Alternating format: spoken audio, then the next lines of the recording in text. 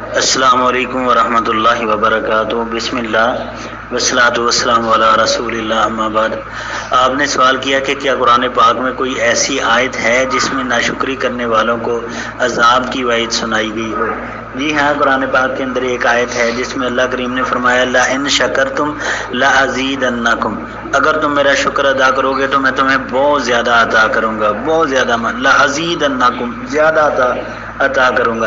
وَلَئِن كَفَرْتُمْ، اگر تم ناشکری کرو گے تو ان عذاب لشدید، میرا عذاب، یہ میری پکڑ جو ہے یہ بڑی سخت ہے۔ تو یہاں پر وَلَئِن كَفَرْتُمْ جو ہے یہ اصل میں جو لفظی معنی ہے وہ تو یہ ہے کہ اگر تم کفر کرو گے، تو یہ کفر ناشکری کے معنوں میں ہے، کیونکہ اس سے پیچھے یہ ہے لَئِن شَكَرْتُمْ، اگر تم میرا شکر ادا کرو گے تو لَأَزِيدَنَّكُمْ، میں بہت زیادہ عطا کروں گا۔